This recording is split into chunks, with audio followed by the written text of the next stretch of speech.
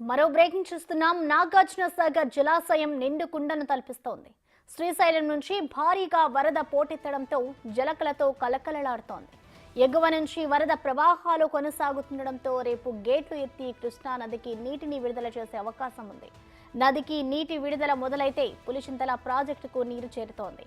పులిచింతల్లో 45 టీఎంసీల నీటి నిల్వ సామర్థ్యం ఉంది. ప్రస్తుత వరద ప్రవాహం పరిశీలిస్తే పులిచింతల కూడా నిండి దిగువకు నీరు వదిలే వెసులుబాటు ఉందని జలవనరుల శాఖ ఇంజనీర్లు చెబుతున్నారు. దీంతో సాగర్ నుంచి సముద్రం వరకు నదిలో నీటి ప్రవాహం ఉన్నట్లయితే నదికి ఇరువైపులా ఎత్తిపోతల పథకాలకు నీటి లభ్యత పెరుగుతోంది. దీంతో నది తీర గ్రామాల్లో భూగర్భ జలాలు వృద్ధి చెందుతాయి. ఉమ్మడి గుంటూరు జిల్లాలో సాగు మొత్తం కృష్ణానదిపై ఉన్న ప్రాజెక్టులపై ఆధారపడి ఉంది. ఈ నేపథ్యంలో సాగర్ జలాశయం నిండడంతో ఈ ఏడాది సాగునీటి భరోసా లభించింది.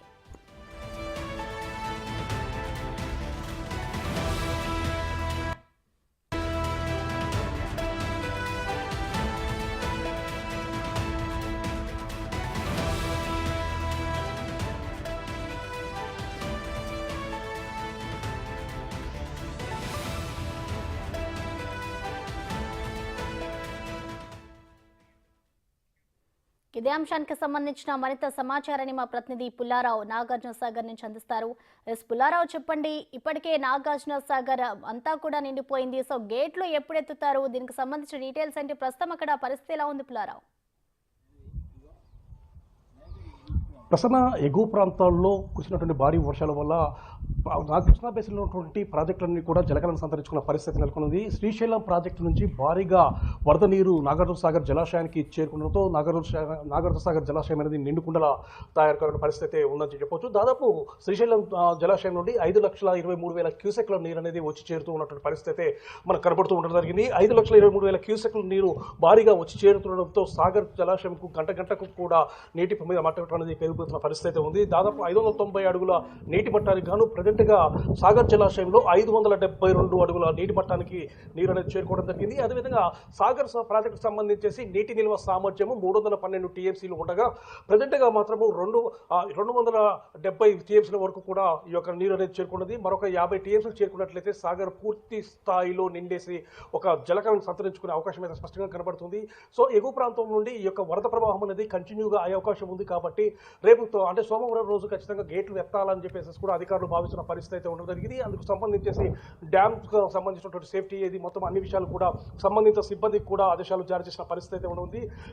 నీటిపారుదల శాఖకు సంబంధించేసి సీఈగా ఉన్నటువంటి అనిల్ కుమార్ ప్రత్యేకంగా అన్ని బృందాలు కూడా ఇక్కడ అప్రమత్తంగా ఉండాలని చెప్పడం జరిగింది. ఎందుకంటే డ్యాముకు మా వరద నీరు అనేది చాలా ఎక్కువగా వచ్చి చేరుతుంది కాబట్టి ఈ యొక్క ప్రాజెక్టుకు సంబంధించి క్రస్ట్ గేట్లను ఎత్తవలసిన పరిస్థితి తలెత్తింది. కాబట్టి అందరూ కూడా అప్రమత్తంగా ఉండాలి, ఎలాంటి ఇబ్బందులు కలగకుండా జాగ్రత్తలు తీసుకోవాలని చెప్పేసి కూడా అధికారులకు సూచించిన పరిస్థితి అయితే ఉండడం జరిగింది. సో ఈ విధంగా సాగర్ జలాశయానికి సంబంధించేసి ప్రజెంట్గా 5,23,000 క్యూసెక్ల నీరు వరద నీరు వచ్చి చేరుతుంది. కాబట్టి అందరూ కూడా అప్రమత్తంగా ఉండాలి. అదేవిధంగా సాగర్ జలాశయం నుంచి తీసి దాదాపు 40,000 క్యూసెక్లు దిగువకు విడుదల చేస్తున్నారు. కుడి ఎడమల కాలంతో పాటు విద్యుత్ ఉత్పత్తి కోసం కూడా నీటిని వినియోగిస్తున్న పరిస్థితి అయితే ఉంది. సో ఈ విధంగా విద్యుత్ కోసం అని చెప్పి ఎప్పుడైతే నీటిని విడుదల చేస్తున్నారో దీనికి సంబంధించి పులిచింతల ప్రాజెక్టు కూడా ఈ యొక్క నీరు అనేది వెళ్తూ ఉంటుంది.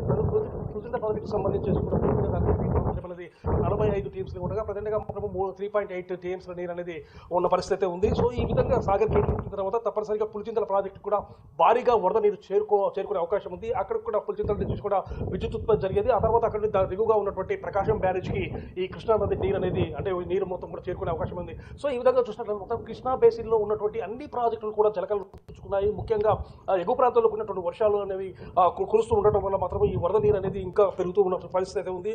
దీనికి సంబంధించి సాగర్కు సంబంధించేసి అధికారులందరూ కూడా చాలా అప్రమత్తంగా ఉన్న పరిస్థితి ఉంది. ఎందుకంటే రేపు ఏ క్షణానైనా సరే గేట్లు ఎత్తే అవకాశం ఉండడంతో మాత్రం అధికారులు పూర్తి స్థాయిలో అప్రమత్తంగా ఉన్నారు. అదేవిధంగా డ్యామ్కు సంబంధించేసి దాని సామర్థ్యం ఉంది. అది ఏ విధంగా ఉంది అంటే క్రస్ట్ గేట్లకు సంబంధించి ఏమైనా ఇబ్బందులు తలెత్తే అవకాశం ఉందని చెప్పేసి ముందుగానే అధికారులు దీనిపై క్షుణ్ణంగా పరిశీలించి అందరినీ కూడా అప్రమత్తంగా ఉంచిన పరిస్థితి ఉంది. ముఖ్యంగా డ్యామ్కు సంబంధించి సేఫ్టీ విభాగం మొత్తం కూడా ప్రజెంట్గా ఆంధ్ర ప్రాంతంలో ఉన్న పరిస్థితి నెలకొంది. దానికి సంబంధించేసి ఇరిగేషన్ చీఫ్ ఇంజనీర్గా ఉన్నటువంటి అనిల్ కుమార్ కూడా ఇతర అధికారులతో చెప్పేసేసి ఆ యొక్క అక్కడికి వెళ్లే విధంగా కూడా దానికి సంబంధించి సూచనలు చేసే విధంగా కూడా ప్రయత్నాలు అయితే ముమ్మరంగా చేస్తున్న పరిస్థితి ఉండడం జరిగింది. ప్రజెంట్గా చూస్తే మాత్రము సాగర్ జలాశయంలో మాత్రము భారీగా వరద నీరు సాగర్ పూర్తి స్థాయిలో జలకలను సంతరించుకుంది. అదేవిధంగా పర్యాటకుల సంఖ్య కూడా ప్రతిగా మాత్రం అక్కడ పెరుగుతున్న పరిస్థితి అయితే ఉంది. ఈ రోజు వీకెండ్ అంటే శనివారం, శని ఆదివారాలు వచ్చే వరకు పబ్లిక్ నిన్న నుంచి కూడా పర్యాటకుల తాకిడి కూడా పెరిగిన పరిస్థితి అయితే ఉంది. రేపు గేట్లు ఎత్తే అవకాశం ఉంది కాబట్టి అందరూ కూడా ఈ యొక్క సాగర్ గేట్లు ఎప్పుడు తెరుచుకుంటా, ఎప్పుడు ఆ యొక్క సాగర్ అందాలను వీక్షిద్దామన్న ఆతృతతో కూడా చూస్తున్నారు. చాలా దూర ప్రాంతాల నుంచి కూడా సాగర్ అందాలను వీక్షించడం కోసం చేరుకున్న పరిస్థితి అయితే ప్రజెంట్గా నిలవేదని చెప్పవచ్చు. సో ఈ విధంగా సాగర్ జలాశయానికి అంటే 2 సంవత్సరాల తర్వాత సాగర్ పూర్తి స్థాయిలో నుండి జలకలను సంతరించుకోవడం మాత్రము అందరినీ కూడా అంటే అన్నదాతలతో పాటు కూడా హర్షం వ్యక్తం చేసిన పరిస్థితి. దీనివల్ల మాత్రము సాగునీటి కష్టాలు తీరున్నాయి. అదేవిధంగా త్రాగునీటి ఇబ్బందులు అనేవి మా దరిదాపుల్లో రావు అనే భావనకు ప్రజలు రావడం. ఎందుకంటే గతంలో ఒక 15 రోజుల క్రితం కూడా సాగర్ అనేది పూర్తి స్థాయిలో డెడ్ స్టోరేజ్కి చేరుకున్న పరిస్థితి అయితే ఉందని చెప్పవచ్చు. 503 అడుగుల డెడ్ స్టోరేజ్కి చేరుకున్నటువంటి సాగర్ జలాశయంలో చాలా మంది కూడా ఇబ్బందులు పడే పరిస్థితి అయితే ఉంది.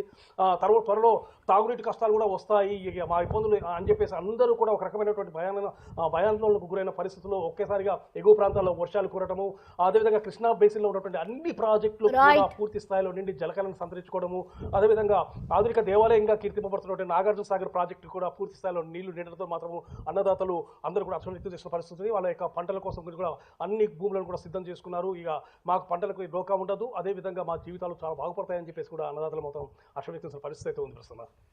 Thank you Pullarao.